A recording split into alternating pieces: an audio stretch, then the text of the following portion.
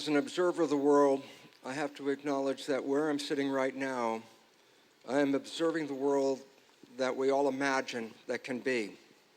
A world of harmony and community and individuals sharing and individuals being in love.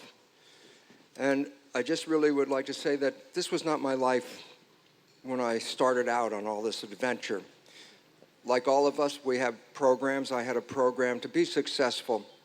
So I went out to become successful. So I worked, and when things didn't work right, it provoked a lot of anger in me because it's like, oh, you're not getting there. Keep working at it and try and bend the world and make it fit and all that kind of stuff.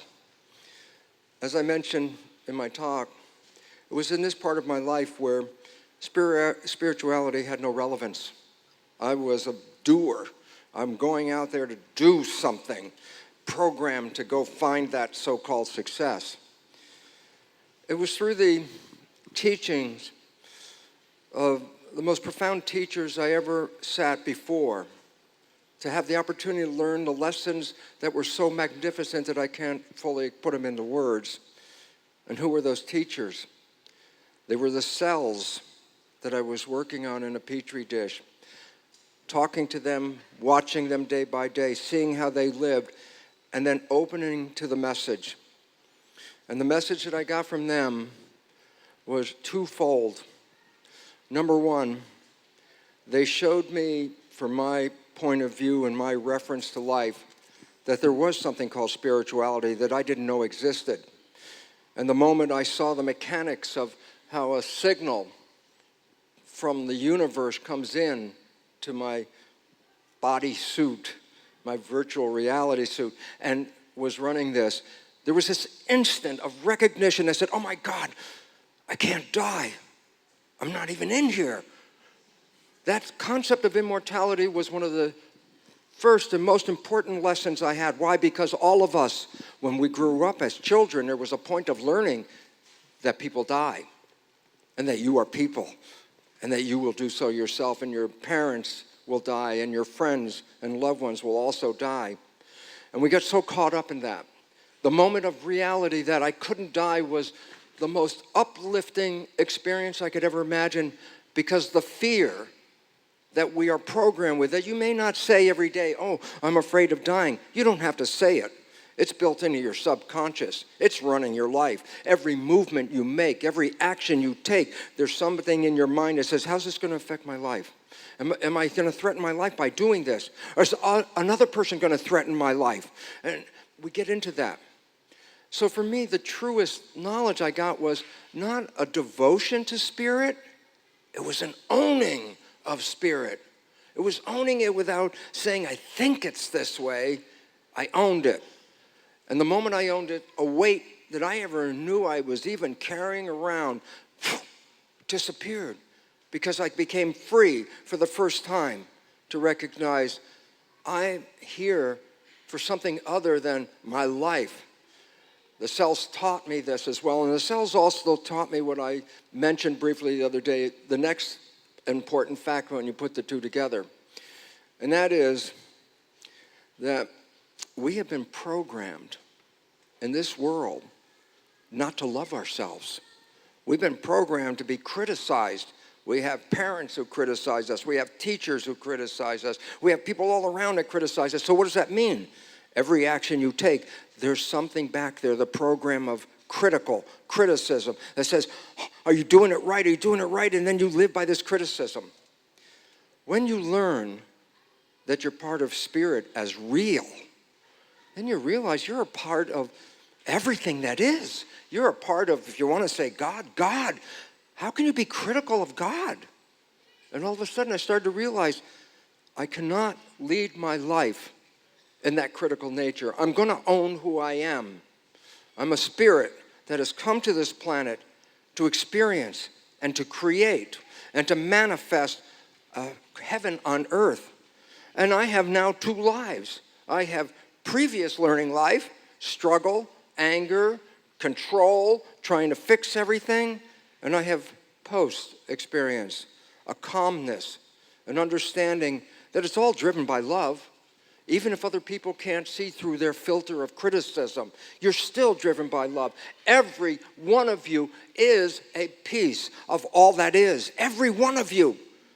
And if that critical mind comes up and says not good enough in any sense, there's a point where you have to stand back and say, that's not me. I am more than the program. And when you let go of that problem of self-criticism, you learn and experience for the first time in your life self-love. And why is this important? Because as I learned through years, I could not love the people around me until I could learn to love myself. It was always simple. It was a joke in my head. Somebody would say they love me, and I go, what kind of quality control do these people have? I can't love me. How can they love me? And I would reject and push away the love because I couldn't own it to accept it. And if I could leave one message behind about love, is that you are love. You are a piece of God that came here to create the most beautiful thing in the universe, planet Earth.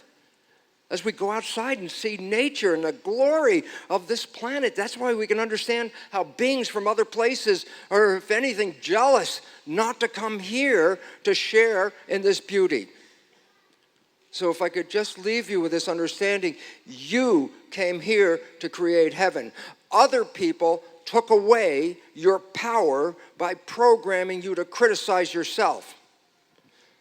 Own who you are, because then your creative abilities will come forth. And guess what I found out? I didn't have to go out and make it happen. I didn't have to go out and beat the world to find success to bring it in. I just walked out in love, and it all came to me. Just like every one of you here is a part of that one love. And when I come to Uplift, which is the whole message to tell people we are one love, I get so elevated. I was behind the curtains back there when "We Are Made Out of Love" was reverberating through this building. And you could feel it. You could feel it. Even if I couldn't see you, I was behind the curtain. I could feel the power of that love because you were all so beautiful without your filter. And so recognizing that was a choice. There's a choice to say, do I want to be the filter or do I want to be me?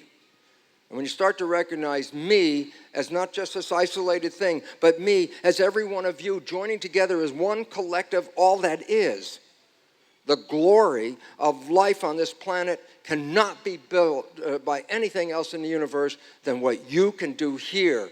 You are creators. Own your creativity. Own your spirit. It's not words. It's not devotion. It's a true knowledge. You are spiritual. And that is the opening of life. Because when you are spiritual, then you recognize that everything else is spiritual. The indigenous people of the world lived that way.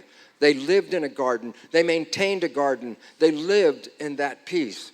And we need to bring it back. And you, by being in Uplift, represent the community, the seed that spreads that vibration through the world. People around the world are watching all of us now. It's not just us. It's all of you. We are mirrors to reflect who you are.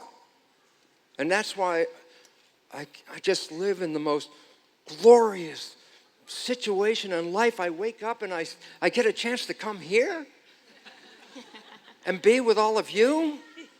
That is the most powerful experience of a lifetime. I just wanted to share that because I'm just sharing you with me. And that's who you are. And that's why my life is beautiful, because I'm with you.